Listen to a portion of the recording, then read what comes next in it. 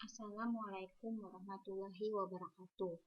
Pada kesempatan kali ini, saya akan menjelaskan mengenai rangkaian listrik arus searah.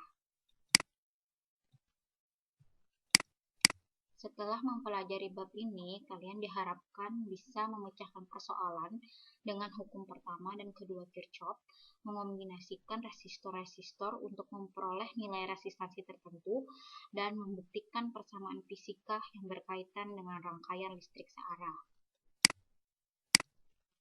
Rangkaian listrik searah yang kita pelajari hari ini erat kaitannya dengan hukum kekekalan muatan dan energi. Hukum pertama Kirchhoff merupakan hukum kekekalan muatan, sedangkan hukum kedua Kirchhoff merupakan hukum kekekalan energi. Jadi keduanya ini tidak lain merupakan hukum kekekalan. Berkat adanya rangkaian listrik dan kedua hukum tersebut di samping hukum Ohm juga, listrik bisa dimanfaatkan untuk berbagai keperluan.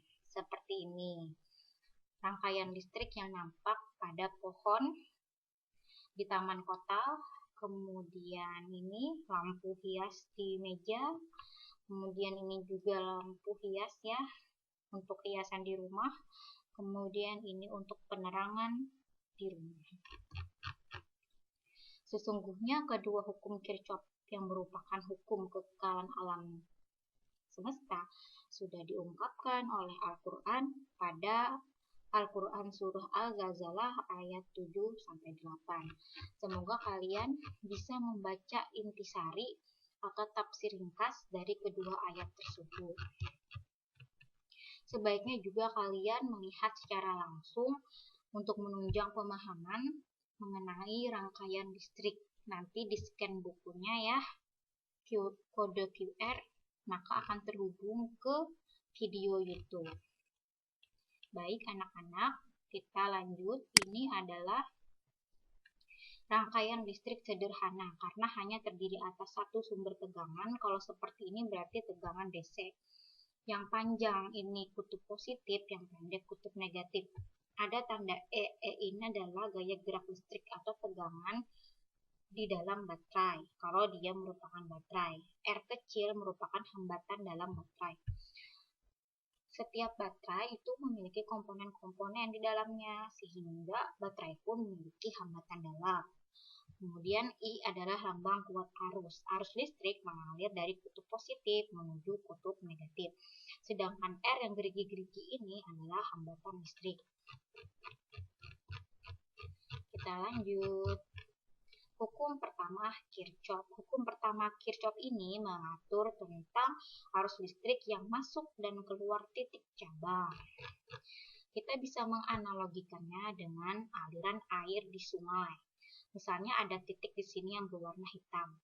Ada air yang masuk ke sini, kemudian masuk dari sini, maka air itu tidak tertahan di titik ini, melainkan dia keluar ke cabang sana, ke sana, ke sana.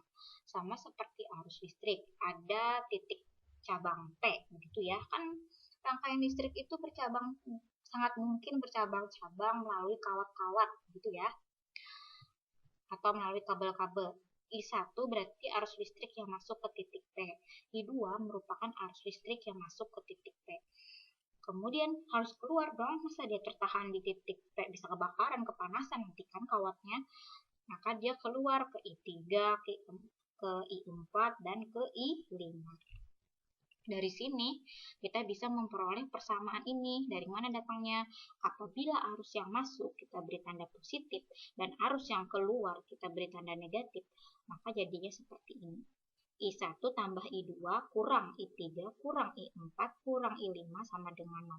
Apa makna sama dengan 0? Maknanya adalah jumlah arus listrik di titik P harus sama dengan 0. Tidak boleh ada yang tersisa di sana. Apa yang masuk itu adalah yang keluar, seperti yang dikatakan di Al-Quran Surah Al-Ghazalah. Masing-masing orang akan mendapatkan balasan walaupun seberat zarah. Jadi tidak ada yang tertahan gitu ya, yang masuk satu yang keluar juga satu gitu. Itu maksudnya. Jadi harus sama dengan 0 di titik P ini. Tidak ada yang tertahan di sini, masuk kemudian keluar. Tinggal pindah ruas ya, yang negatif pindah ruas ke kanan menjadi positif. Sehingga yang I1 I2 ini kan masuk titik cabang, kita lambangkan dengan sigma I masuk. Dan di sebelah sini merupakan arahnya kan keluar, berarti kita lambangkan menjadi sigma I keluar. Ini adalah bunyi hukum pertama Kirchhoff. Ini juga kita bisa tulis menjadi sigma I sama dengan 0. Karena jumlah arus listrik di titik P harus sama dengan 0. Tidak ada yang tertahan di titik P. Apa yang masuk harus segera dikeluarkan. Nah, ini pendekatan lain dalam bentuk muatan. Misalnya ada kayak gini ya, titiknya yang warna hitam. Ada arus listrik masuk ke sini. Arus listrik itu kan muncul karena muatan yang bergerak. Nah, jadi wajar dari bab 1 dulu ya, bahwa muatan listrik adalah kuat arus dikali selang waktu muatan bergerak. Jadi kalau arus listrik ada, pasti ada muatan yang bergerak. Sehingga ini boleh kita tulis Q1 sama dengan I1 delta T. Pasti ada muatan juga yang keluar ke sana, begitu ya. Sehingga bisa ditulis seperti ini, Q1 sama dengan Q2 tambah Q3. Q1 itu I dikali delta T. Q2 juga demikian, Q3 juga demikian. Karena selang waktunya sama, tinggal dicoret, coret, tersisa I1 sama dengan I2 tambah I3. Jumlah arus yang masuk sama dengan jumlah arus yang keluar. Ini penurunan rumus dengan pendekatan muatan listrik. Ini contoh soal sederhana ya. Ini mudah sekali ditebak tanpa diuraikan juga bisa, saya yakin. Lihat titik P. Ada arus yang masuk 30 ampere. Ada lagi di sebelah sini yang masuk 5 ampere. Sedangkan yang ini keluar 10 ampere. Berarti I2 itu berapa? Yang masuk dijumlahkan. Yang dijumlahkan 30 tambah 5 berapa? 35. Otomatis yang keluar harusnya juga sama dengan 35. Tapi di sini yang keluar hanya 10. Berarti I2 itu keluar apa masuk? Ya keluar dong. Karena tadi yang masuk sudah 35. Yang masuk sudah 35, yang keluar baru 10. Otomatis I2 ini adalah 25 dengan arah keluar titik P. Gitu ya. Ini caranya kalau mau step by step. Yang berikutnya adalah hukum kedua Kirchhoff. Hukum kedua Kirchhoff ini memang lebih rumit sehingga kalian perlu membacanya lebih detail.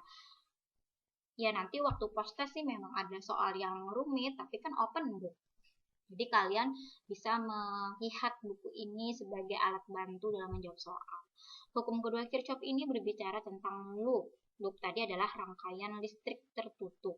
Di sini ciri khas hukum kedua Kirchhoff itu hambatannya bisa lebih dari satu, kemudian baterainya tersusun acak. Ini kan kutub positif negatif. Kalau di sini malah positif negatif. Nah, sama seperti hukum pertama Kirchhoff, dia berbicara bahwa sigma I sama dengan 0, tapi untuk hukum kedua Kirchhoff, dia menyatakan jumlah tegangan yang mengelilingi loop harus sama dengan 0. Jumlah tegangan di sini, di rangkaian ini harus sama dengan 0. Jadi kalau tegangan di R2, tambah tegangan di baterai, tambah tegangan di R1, tambah tegangan di baterai E1, dijumlahkan, itu harus sama dengan 0. Atau bentuk lainnya adalah sigma E tambah sigma IR sama dengan 0. Sigma E berarti jumlah GGL pada baterai. Sigma IR berarti jumlah tegangan pada masing-masing hambatan. Yang di sini. Di sini, tegangan di sini, dan tegangan di sini. I arus listrik, R adalah nilai resistansinya di masing-masing resistor. Yang agak rumit memang rumit adalah perjanjian tandanya. Untuk perjanjian tanda, kalian harus memperhatikan 3 buah gambar ini. Ada gambar A, gambar B, dan gambar C. Untuk gambar A, ini tentang arah loop ya, arah loop yang searah dengan kuat arus listrik. Pada gambar A ini kita lihat ada satu resistor ya. Misalkan arah arusnya ke kanan, maka kita pilih arah loop sebaiknya arah loop ini searah dengan kuat arus. Kemudian pada gambar B Kenapa di sini negatif I? Coba perhatikan perbedaannya antara gambar A dengan gambar B. Pada gambar A, I diberi tanda positif. Kenapa? Karena arah arus ke kanan, arah loop juga ke kanan. Tapi pada yang gambar B, arah arus ke kanan. Tetapi kita memilih arah loop ke kiri, sehingga berlawanan arah. Karena itu di sini diberi tanda negatif I. Gitu ya. Jadi sebaiknya pilihlah arah loop yang searah dengan I. Siapa yang memilih arah loop? Yang memilih arah loop itu kita. Ya, kita sebagai pembaca. Kemudian yang gambar C ini lebih kompleks. Misalnya ada baterai ya, ada baterai. Lihat ini yang positif kutub, yang panjang kutub positif, yang pendek kutub negatif. Ini baterai pertama, dia memiliki tegangan gaya gerak listrik E1. Kalau yang ini gaya gerak listrik E2. Gaya gerak listrik itu tegangan yang di dalam baterai ya. Kemampuan baterai itu sendiri. Nah, sekarang kita tentukan dulu arah loopnya mau yang mana. Mau ini searah jarum jam. Kalau searah jarum jam kita lihat plek.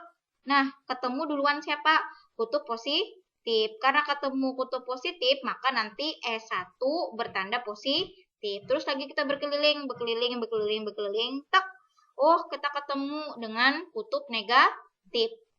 Karena ketemu kutub negatif, berarti nanti E2 diberi tanda negatif. Ya, jadi di sini diberi positif, di sini diberi tanda negatif.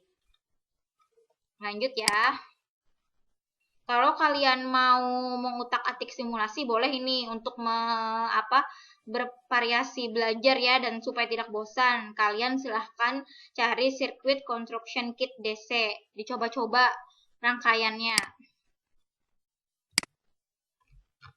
Nah, ini contoh soal. Kalau yang tadi hukum pertama Kirchhoff mudah ya, cuma I masuk sama dengan I keluar. Kalau yang ini lebih kompleks.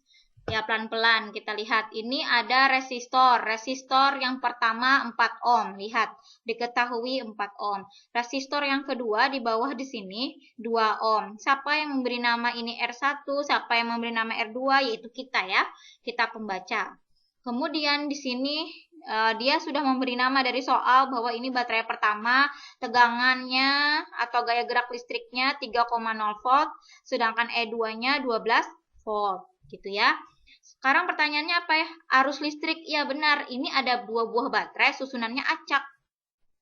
Kalau susunannya tidak acak, lebih mudah, tinggal dijumlah tegangannya, tapi ini tidak. Susunannya acak, di sini negatif positif. Kalau di sini malah positif negatif, itu artinya acak. Bagaimana caranya? Pertama, kita gunakan dulu tadi analisis loop lah, hukum kedua Kirchhoff. Arah loopnya ini saya ambil searah jarum jam. Arus listriknya saya misalkan, saya kan tidak tahu arah arus listriknya kemana, searah jarum jam atau berlawanan. Jadi semua ini hanya permisalan. Arah loopnya saya misalkan searah jarum jam. Arah kuat arus listriknya juga searah jarum jam. Coba dilihat ya. Kita masuk ke rumus, ditanya I. Tulis dulu hukum kedua Kirchhoff. Sigma E tambah sigma IR harus sama dengan 0. Ikuti perjanjian tanda. Yang pertama kan sigma E, berarti yang ditulis GGL-nya dulu. Tegangan di dalam baterai atau gaya gerak listrik dari setiap baterai. L1 dulu, lihat nih, arah loop. Arah loop, searah jarum jam, plek. Ketemu siapa? Ketemu kutub negatif. Sehingga di sini negatif E1. Ini kan sigma, berarti itu harus dijumlah. Apa yang dijumlah? GGL baterai 1 dan GGL baterai 2. Lanjut, yang GGL yang kedua, apa yang harus kita lakukan? Ikuti arah loop. Ikuti lagi, jalan, tek. Ketemu apa? Kutub positif. Yang panjang ini kutub positif. Oh, ketemu positif, berarti tandanya positif. Sehingga di sini tambah E2. Wah. Sekarang apalagi rumusnya? Lihat nih, tambah sigma IR, berarti kuat arus dikali hambatan. Hambatannya di sini ada 2. Ada 4 ohm, ada 2 ohm. Kalau arus listriknya ada 2, tidak. Tidak, ini tidak ada cabang, ya kan? Tidak ada cabang, sehingga I-nya hanya 1. I yang di sini, lewat ke sini, terus, sampai kembali ke sini. Tidak ada I2, tidak ada I3, hanya I saja, karena cuma 1. Jadi nanti tinggal dijumlah IR1 tambah IR2. Kenapa positif? Kenapa tidak negatif? Ini positif-positif. Kenapa? Karena tadi kita memilih apa?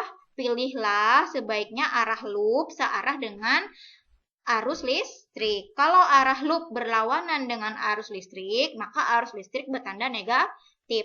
Tapi ini kan searah, sehingga dia positif. Gitu ya. Positifnya karena I dengan arah loop searah. Sekarang yang ini baris berikutnya ya.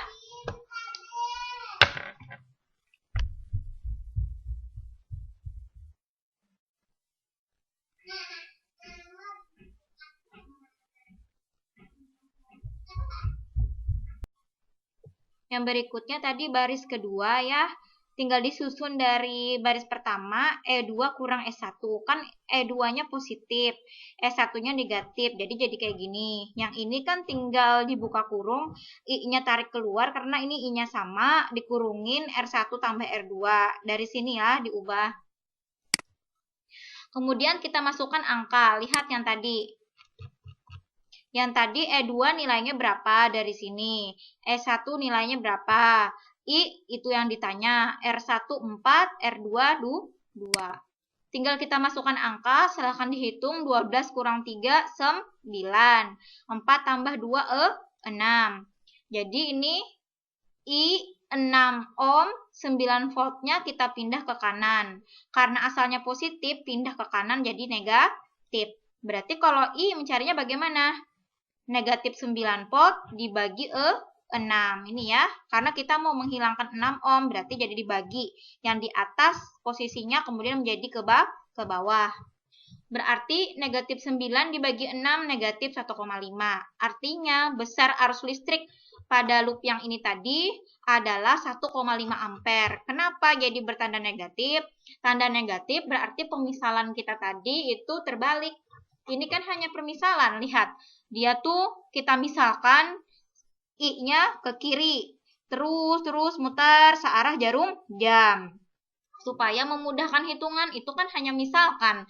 Supaya dia searah loop tadi ya. Ternyata negatif, berarti tandanya terbalik. Arusnya kemana? Berarti arusnya ke arahnya ke kanan. Atau berlawanan arah jarum jam. Tapi itu tidak masalah. Kalau hasil negatif, itu hanya menunjukkan arahnya terbalik. Bukan berarti salah gitu ya. Hanya arah arusnya saja semestinya tidak sesuai dengan permisalan. Bukan berarti jawaban kalian salah. Nah, untuk yang 2 loop ini dulu sudah ada di SMA. Sebenarnya saya mau menjelaskan, tapi rumit ya karena pembelajaran online. Jadi saya rasa cukup yang 1 loop saja. Mudah-mudahan kalian termotivasi untuk mempelajari kembali yang buku SMA. Karena itu sama, atau baca ini sedikit-sedikit ya. Sekarang kita ke rangkaian resistor ya. Rangkaian resistor mirip dengan kapasitor, bisa seri, bisa paralel. Ada di sini istilah REK. REK itu artinya hambatan ekivalen. Apa sih hambatan ekivalen? Resistansi gabungan dari beberapa resistor. Nah, ini namanya rangkaian seri. Kenapa disebut seri? Karena dia berderet. Ini tidak ada cabang, dia lurus saja tidak bercabang. Habis R1, R2, habis R2, R3, gitu ya. Nah, apa ciri khas dari rangkaian seri? Rangkaian seri ini tegangannya terbagi-bagi. Ini tegangan dari baterai. Tegangan dari baterai ini terbagi ke R1, ke R2, ke R3. Sehingga tegangan di sepanjang kawat AB ya, VAB sama dengan V1 tambah V2 tambah V3.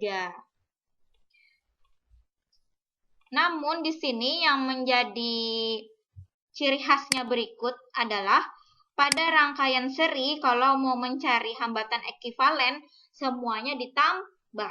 Ekuivalen itu kayak apa? Misalnya ada pertanyaan, berapakah hambatan total dari rangkaian seri ini? Berarti itu yang ditanyakan adalah R ekuivalen atau hambatan total. Ditambah. Nah, dengan demikian pada rangkaian seri ini, dia akan menjadikan hambatan pada rangkaian menjadi besar. Akan hambatannya bernilai maksimal. Sedangkan arusnya bagaimana arusnya?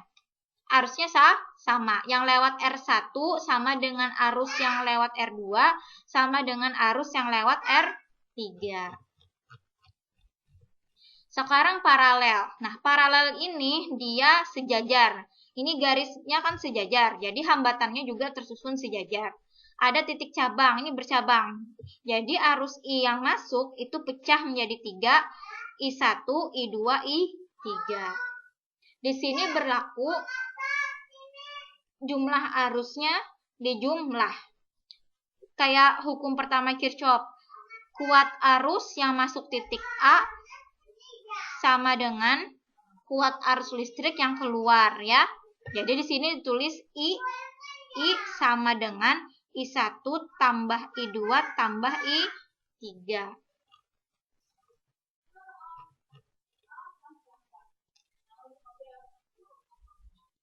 Kalau mau mencari hambatan ekuivalennya atau biasanya di SMA dicari RP katanya ya. Seperti apa tuh maksudnya? Pertanyaannya adalah carilah hambatan total dari rangkaian ini. Berarti kebalikan dari seri. Seper REK atau seper RP sama dengan R1. Seper R1 tambah seper R2 tambah seper R3. Diperkan ya.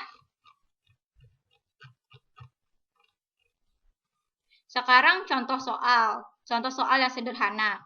Tegangan di sini dari sumber tegangan sebesar 12 volt. Masing-masing hambatannya adalah 2 volt. Pertanyaannya, tentukan nilai I yang masuk di sini, kemudian I3 yang melewati R3 dan V2. V2 itu adalah tegangan di R2 di sini. Lihat di sini juga ada R4.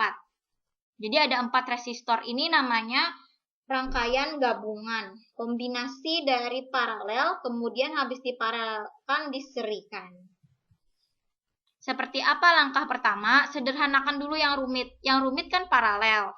Jadi di sini kita cari dulu RP-nya. Semuanya 2 ohm kan? Nah, 1/2 tambah 1/2 tambah 1/2 jadinya 3/2. Hasilnya 1 RP sama dengan 3/2. Jadi kalau RP-nya tinggal dibalik 2/3 ohm. Nah, sudah kan yang ini diparalelkan, kemudian apalagi diserikan dengan R4. Setelah diserikan dengan R4, berarti REK selanjutnya adalah R paralel tadi, ditambah dengan R4. Kenapa ditambah? Karena dia seri. Ini diserikan dengan yang ini. 2/3 ohm dari hitungan sebelumnya ditambah 2, dapatnya adalah 8/3. Hasilnya adalah 2,7. Ini adalah hasil rangkaian seri yang merupakan hambatan total, karena kan terakhir tadi diserikan. Kalau kita mau mencari kuat arus total, nih kuat arus total yang melewati keseluruhan rangkaian, I saja lambangnya, itu berarti apa hukum ohm? Masih ingat hukum ohm? I sama dengan V per RS. RS ini kan hambatan total, jadi bukan RP. RS, karena I-nya I total, sehingga R-nya di sini juga harus R total. R totalnya adalah R seri, karena yang terakhir tadi diserikan. Tinggal 12 dibagi 2,7, hasilnya 4,4. Sekarang pertanyaan selanjutnya. Kita mau mencari tegangan V2. Gimana itu V2? Di tegangan di hambatan 2 sini. Ingat hukum ohm ya. Kalau mau mencari tegangan berarti arus listrik dikali hambatan. Kalian harus ingat nih prinsip pada rangkaian paralel. Pada rangkaian paralel tegangannya sama. Artinya seperti apa? Coba cek gambar. Tegangan di sini keseluruhan, di sini yang saya kasih lihat ini, tegangan keseluruhan yang melingkupi 3 hambatan itu sama saja dengan hambatan di sini. Tegangan ya, sama dengan tegangan di sini, tegangan di sini, tegangan di sini. Saya ulangi, tegangan total yang di sini di cabang AB ini sama dengan tegangan di sini, tegangan di sini, tegangan di sini. Sehingga ditulis PAB sama dengan P1 sama dengan V2 sama dengan V3. Kalau kita mencari V2 berarti I dikali RP. Ya, hanya I dikali RP. Kenapa I dikali RP? Karena tadi ya pada rangkaian paralel prinsipnya VAB sama dengan V1 sama dengan V2 sama dengan V3. Oleh karena itu mudah saja. V2 cukup arus total dikali rangkaian paralel. Rangkaian paralel itu kan yang ini. Nah, rangkaian paralel RAB itu yang ini, yang di sini. Berarti kan R paralel. Nah, baik, selanjutnya I-nya kan 4,4 ampere, RP-nya yang mana? Bukan yang ini, tapi yang di atas. Yang ini 2/3 ohm. Hasilnya 2,9 volt. Dapat sudah ya? Sekarang pertanyaan yang berikutnya I3. Pakai lagi hukum ohm. Kalau mencari I3 berarti V3 dibagi R3. V3-nya berapa? Lihat lagi di sini. Nah, ini kan berlaku ini tadi. Sama tegangannya. Berarti tinggal diambil 2,9 taruh ke sini. R3-nya lihat di soal 2 ohm. 2,9 dibagi 2 dibulatkan 1,4. Jadi itu jawabannya ya. Memang ini rumit, oleh karena itu kalian tolong buku SMA-nya dibaca lagi, diulang-ulang lagi, kemudian bertahap mengerjakannya, coret-coret di kertas begitu ya, atau lebih baik juga bisa kerja kelompok secara online misalnya gitu ya, atau yang punya rumah berdekatan dengan teman bisa itu saling berdiskusi. Selanjutnya, kalau di bab 1 kita belajar rangkaian kapasitor seri dan paralel, di bab ini kita belajar rangkaian resistor saja, seri dan paralel. Bagaimana kalau rangkaian resistor digabung dengan kapasitor? Itu yang disebut dengan rangkaian RC, resistor kapasitor. Pada kelas 3 SMA kan ada ya RLC, resistor induktor kapasitor. Nah, kalau di sini resistor kapasitor saja. Apa yang terjadi kalau dua komponen ini disusun seri? Lihat ini, disusun seri. Yang terjadi adalah arus listrik yang mengalir tetap. Tapi nilai arusnya berubah-ubah. Tetap DC, tetap searah, tapi nilainya bisa berubah-ubah. Saya hanya menjelaskan yang ini ya, proses pengisian kapasitor. Coba dilihat, ini ada rangkaian, ada hambatan listrik, ada tegangan, ada sumber tegangan, misalnya baterai. Yang panjang kutub positif, yang pendek kutub negatif. Ini berarti tegangan di dalam baterai atau gaya gerak listrik. Yang ini arah arus, misalnya ya, karena ini kan keluarnya dari kutub positif kan, arus listrik berarti ke sana. Kemudian ini adalah lambang kapasitor, panjang garisnya sejajar. Di sini plus Q, di sini negatif Q. Yang ini adalah saklar. Saklarnya tertutup, berarti ini arus listriknya mengalir, makanya ada I kan. Kita pilih arah loop searah arus, berarti ini searah jarum jam. Yang ini juga I-nya kan searah jarum jam. Nah, ketika kapasitor diisi muatan, ini dipakai saat kapan sih kita belajar RC ini? Pernahlah kalian mencas laptop, kemudian sudah penuh, lalu cas-casannya itu kita cabut. Apakah lampu detektor di laptop langsung mati? Tidak kan? Beberapa saat dulu baru mati. Atau menyalakan televisi. Ketika kabelnya kita cabut, kita matikan gitu ya. Apakah lampu detektor di televisi langsung padam? Tidak ya, tapi beberapa saat dia menyala dulu baru mati. Nah, artinya di sana ada peran kapasitor. Kapasitornya ini yang berfungsi menyimpan muatan, sehingga kalau listrik mati, itu komponen-komponen listrik lebih aman, tidak langsung cuk mati, tapi ada diberi muatan dulu oleh kapasitor supaya tetap menyala, kemudian berangsur-angsur mati. Karena kalau alat elektronik itu mati mendadak, itu akan menyebabkan komponen bisa cepat rusak. Gitu ya. Jadi dia berangsur-angsur matinya gara-gara dimuati kembali oleh kapasitor. Oleh karena itu, ketika arus listriknya on, arus listrik mengalir, kapasitor ini dimuati. Nanti kalau arus listriknya mati, maka kapasitor ini akan melepas muatan yang dia simpan tadi. Nah, bagaimana caranya? Ini penjelasan kuantitatif sehingga ditemukan persamaan-persamaan pada rangkaian RC sewaktu kapasitor dimuati. Kita lihat dulu ya. Ini ada arus listrik searah jarum jam, arah loop searah jarum jam. Kita gunakan juga hukum kedua Newton. Jadi hukum kedua Kirchhoff. Hukum kedua Kirchhoff ini berlaku tidak hanya untuk yang ada resistor saja, tapi rangkaian apapun, termasuk rangkaian RC. Sigma E tambah sigma IR sama dengan 0. Ini kenapa jadi negatif E? Karena kita lihat nih arah loop. Arah loopnya searah jarum jam ya. Kita lihat putarannya. Putar, ketemu kutub negatif. Karena ketemu kutub negatif berarti negatif E. Kemudian tambah kan memang dari rumus. Sigma I dikali R itu maknanya tegangan pada peralatan listrik atau komponen elektronika atau ada hambatan atau lampu. Sekarang ada apa saja? Ada hambatan listrik R dan ada kapasitor. Sehingga di sini ditulis tambah PC. PC itu apa? PC itu adalah tegangan pada kapasitor. Kenapa bertanda positif bukan negatif? Lihat lagi gambar. Arah loopnya kan ke sini. Terus ketemunya siapa? Ketemunya yang di sini plus Q. Karena ketemu plus Q, berarti di sini tambah PC.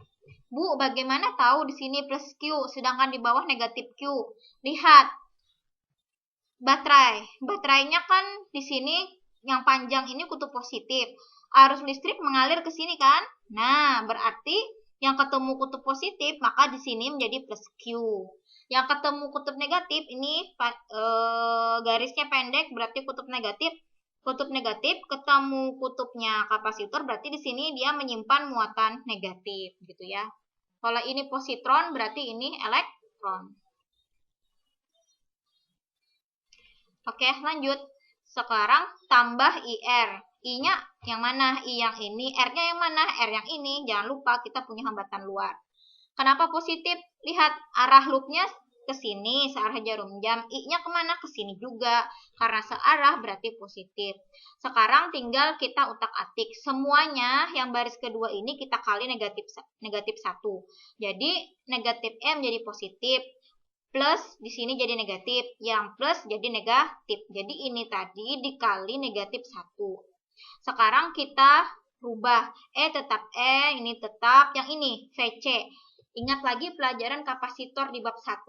Kalau mau mencari tegangan pada kapasitor, itu rumusnya adalah muatan pada kapasitor dibagi kapasitansi. Jadi itu memang dari sananya.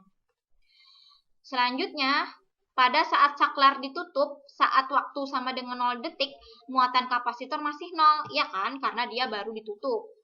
Dan arus awalnya adalah I0 bernilai maksimum. Iya, arus awalnya bernilai maksimum paling besar ketika awalnya ditutup. Arus ini dinyatakan I0 sama dengan E0 per R.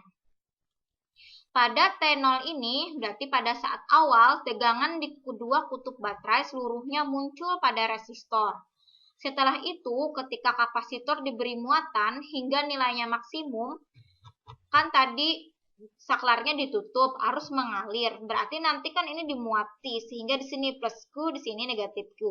Muatan total pada kapasitor pada saat T sama dengan 0 itu Q kecil. Yang ini. Mana tadi? Ini Q kecil. Tapi kalau sudah lama-kelamaan gitu ya, berjalannya waktu, nanti muatan pada kapasitor akan mencapai nilai maksimum, yaitu Q besar. Kalau kapasitornya sudah terisi penuh, dia tidak bisa menampung lagi muatan dari baterai, maka muatan-muatan akan berhenti mengalir dan arus listrik menjadi 0. Otomatis arus listrik itu akan terputus. Ya, tidak bisa mengalir lagi karena kapasitornya sudah penuh. Maksudnya apa nih? Bu, berarti kalau televisi kan ada kapasitor, ya kan? Kalau misalnya kapasitor di dalam televisi itu sudah dimuati penuh, berarti nanti televisinya mati. Tidak, karena kan di rangkaian di televisi itu lebih rumit. Jadi arus listriknya tetap saja mengalir, hanya saja maksudnya ini arus listrik yang lewat pada kapasitor di televisi itu berhenti. Gitu ya, tapi bukan menjadikan TV-nya mati. Kalau diibaratkan yang ini Bu kayak apa gimana ini? Ini kan hanya satu titik. Di dalam televisi ada rangkaian yang seperti ini. Tetapi di sini masih ada rangkaian listriknya. Gitu ya. Jadi hanya kalau kapasitornya sudah penuh, maka dia akan arus listrik yang menuju kapasitor berhenti. Ingat, arus listrik yang menuju kapasitor berhenti. Bukan berarti arus listrik yang menuju rangkaian sini, itu mati. Tidak, yang hanya menuju kapasitor.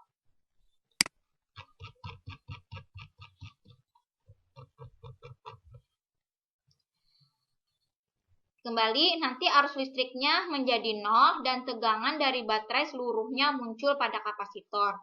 Kalau muatannya sudah penuh, maka yang terjadi adalah Q besar sama dengan C dikali E.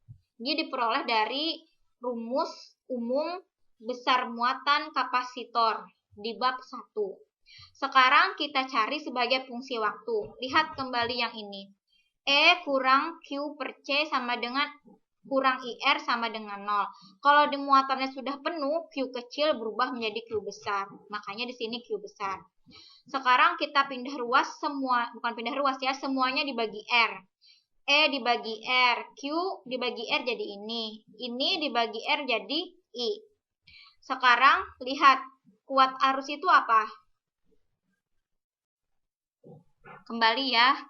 I itu apa? Masih ingat konsep fisika kuat arus listrik adalah dQ per dt, perubahan muatan perselang waktu yang melewati kawat ya, dQ per dt. Karena selang waktunya singkat, jadi pakai diferensial. Kemudian pindah ruas, pindah ruas dan dikalikan dengan negatif. Negatif dQ, ini pindah ruas saja bisa, negatif dQ pindah ke kanan jadi positif. Negatif QRC tetap negatif QRC, E per R tetap ya, jadi hanya ini yang kita pindah ruas. Setelah pindah ruas, ini ke kanan, kita balik lagi. Setelah dibalik jadinya ini begini. Atau kalau bingung, ini saja sudah, ini dikali dengan negatif 1, kata saya tadi dikali negatif.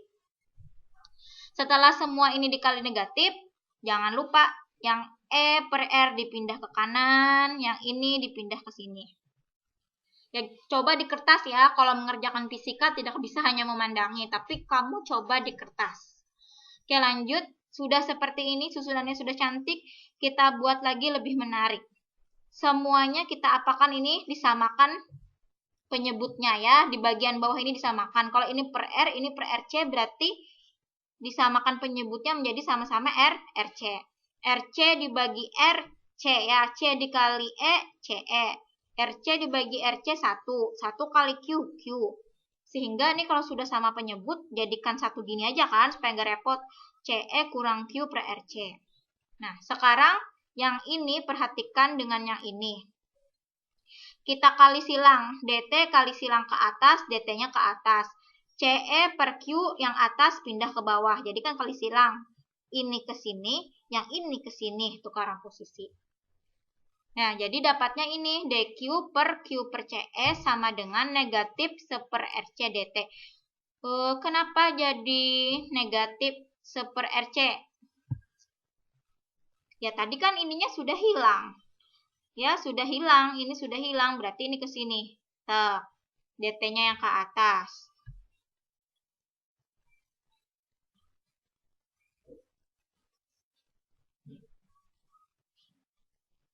Terus apalagi yang kalian lihat? Kenapa ini negatif?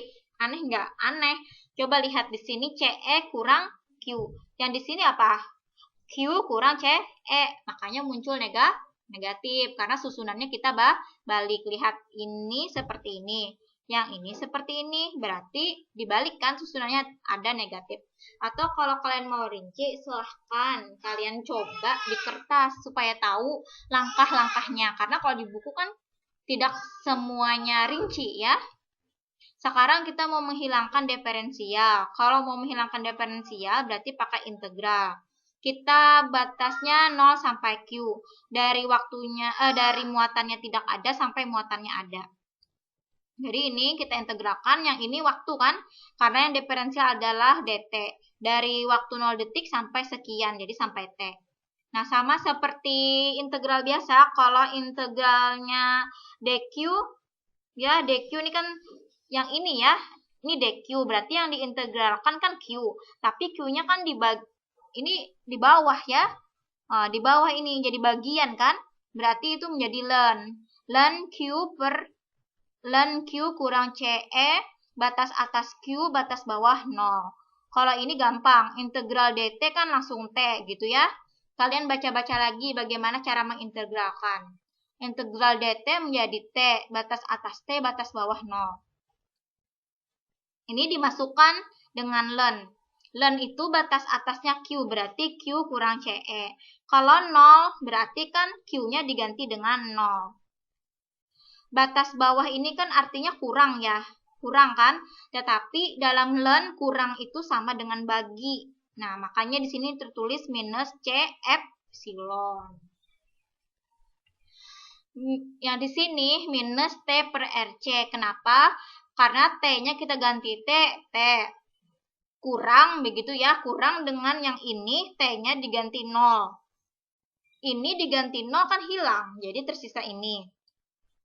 Kemudian ln. Kalau ln-nya kita hilangkan, maka di sini muncul eksponen. Ya, muncul eksponen dan minus CE-nya kali ke atas sini. Ini di bawah naik ke atas. Jadi di sini Q kurang CE, ln-nya hilang, yang ini menjadi eksponen, minus CE-nya kali ke sini ke atas letakkan. Sekarang sisa pindah ruas. Ini tetap di sini. Minus CE negatif berubah ke kanan jadi positif. Sekarang sisa disusun saja lagi. CE tarik ke depan CE. Ini positif karena kalau CE dikali 1 kembali ke sini. Yang ini jadi negatif ini. Ya, coba dikalikan ini dikali ke sini, kembalikan ke sini. Kalian harus mengerjakannya pelan-pelan karena yang di buku saya ini tidak begitu rinci, ya. Jadi ini, kalau ditanya apa rumus muatan listrik ketika dimuati?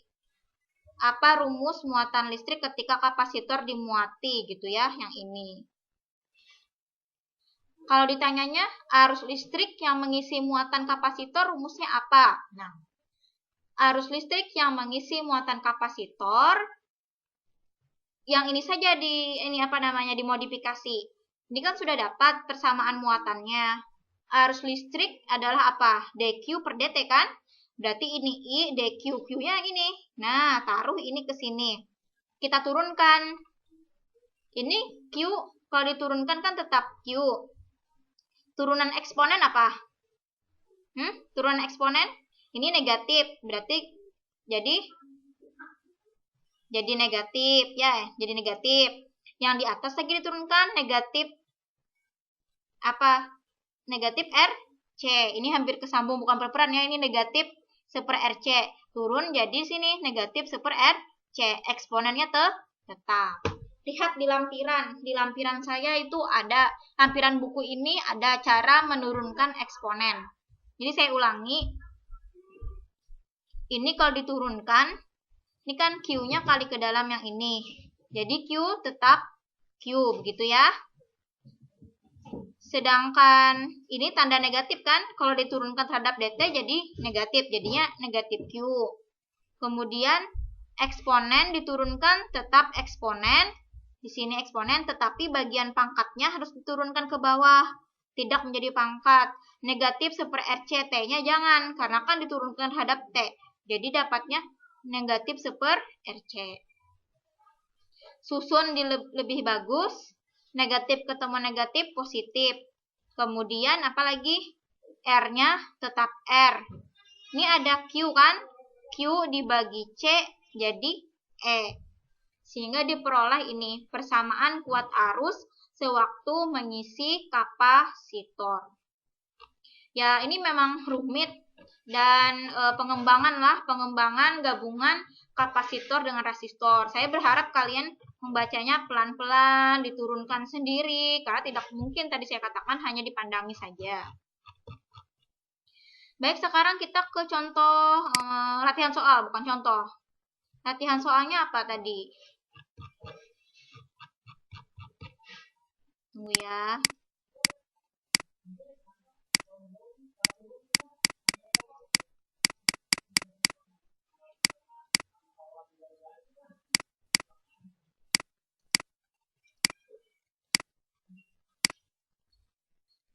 Nah, yang ini ya, ada 3 buah resistor, masing-masing 50 ohm, 110 ohm, dan 130 ohm.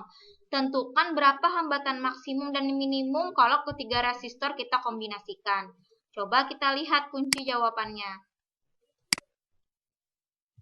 Nah, ini ya, kita perbesar supaya terlihat. Oke. Ingat kalau soal esai harus diketahui ditanya jawab. R1 50, kita kasih nama aja R1 gitu ya. R2, kemudian ini R3. R maksimal dari rangkaian kalau ketiganya disusun.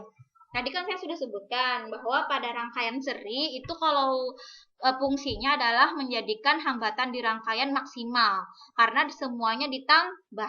Jadi kalau ditanya hambatan maksimal berarti disusun seri ditambah semuanya ya.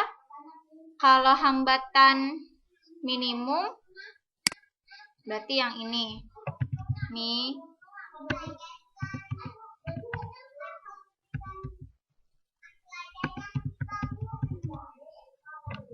Minimum kalau dia ketiganya diberi hambatan disusun secara paralel, ya kan? Coba nih kita semuanya kita bagi 1/RK sama dengan 1/R1 tambah 1/R2 tambah 1/R3. Semuanya diperkan, hasilnya 27,19. Lihat kan kecil kan? Yang ini besar 290, kalau yang ini 27,19. Nah, jadi kalian ingat nih prinsipnya kalau hambatan seri itu menyebabkan hambatan total menjadi maksimum. Kalau hambatan paralel menyebabkan hambatan total bernilai minimum. Maaf ya, di kunci itu ada salah sedikit ketik. Jadi paralel itu minimum. Terbukti sudah ya, sudah kita hitung karena ini dibagi. Kalau yang ini ditambah. Sekarang soal kuis dan medan tempur. Ada 3 buah resistor masing-masing 120. Tentukan 4 cara kombinasi. Jadi rangkaian gabungan atau rangkaian kombinasi boleh seri paralel atau digabung gitu ya. Dan tentukan hambatan totalnya. Kita lihat. Oh, sorry. Nah, ini ya. Tulis lagi diketahui semuanya 120. Ditanya 4 cara mengombinasikan, berarti harus ada gambar. Dan jangan lupa R ekuivalennya. Ini saya susun pakai simulasi PET. Mudah-mudahan kalian sudah mendownloadnya. Ini simulasi PET ya, yang ini saya perbesar aja deh. Nah, yang ini adalah resistor 1, resistor 2, resistor 2. Itu resistor atau apa, Bu? Ini lambang nyata. Jadi resistornya ini dengan kode pita. Semestinya kalian di elektronika sih belajar belum ya elektronika. Ini namanya resistor pita. Jadi lambangnya itu warna-warni kayak pita. Ini resistor ya. Kalau dalam rangkaian kan lambangnya kayak gerigi kayak gitu. Kalau dalam rangkaian nyata itu gambarnya memang kayak gini. Baterai kayak gini. Yang bulat-bulat ini ceritanya apa? Arus listriknya. Makanya nanti kalian buka simulasi PET biar melihat langsung bagaimana prosesnya gitu ya. Jadi ini kalau semua seri ya cara pertama semua seri. Nah, disusun seri kan? Seri itu berderet. Hambatan totalnya atau hambatan ekuivalennya tinggal ditambah 360 ohm. Kemudian bagaimana kalau semua yang kedua, susunan kedua semuanya paralel. Ini namanya paralel, ada titik cabang. Yang masuk dari baterai pecah menjadi 3, ke sini, ke sini, ke sini, melewati masing-masing resistor. Kalau mau mencari hambatan ekivalen, tinggal diperkan kan? Semuanya diperkan, dapatnya 40 ohm. Oke, cara ketiga yang kayak gini. Ada 2 buah resistor kita serikan, kemudian yang 2 buah seri ini kita paralelkan. Kayak gini jadinya gambarnya. Kayak apa Bu menyelesaikannya? Yang ini dulu, yang rumit dulu. Ini dengan ini dulu disederhanakan. Ini seri kan? Berarti REK R1 tambah R2 240. Ini adalah rangka hambatan seri di sini. Kalau sudah selesai, kita paralelkan dengan yang di bawah. Jadi 1/RK sama dengan 1/RS yang di sini tadi ditambah 1/R3 karena yang di bawah ini kita simbolkan R3. Tinggal dimasukkan RS-nya yang di sini, R3-nya yang di soal 120, nanti ketemu hasilnya 80 ohm. Cara yang terakhir, cara keempat, 2 dulu diparalelkan. Nah, ini 2-nya diparalelkan. Setelah diparalelkan baru diserikan. Berarti cara menghitungnya apa? Diperkan dulu ya, 1/R1 tambah 1/R2, 120 tambah 120, nanti dapatnya kayak gini, lalu RP-nya dapatnya adalah 60 ohm. Lalu yang terakhir diapakan hambatan total rangkaian? Ditambah. Kenapa ditambah? Karena ini tadi lihat diparalelkan dulu, baru diserikan. Jadi yang terakhir adalah diserikan. Sehingga RP tambah R3. RP-nya dari yang sini, R3-nya dari soal. Dapatnya 180 ohm. Ya, itu ya tadi penjelasan jawaban soal tugas kelompok dan soal kuis. Sampai jumpa di post-test. Siapkan baik-baik. Belajar jangan lupa dicoret-coret, diuraikan lebih lengkap step-stepnya. Ini saja, terima kasih. Assalamualaikum warahmatullahi wabarakatuh.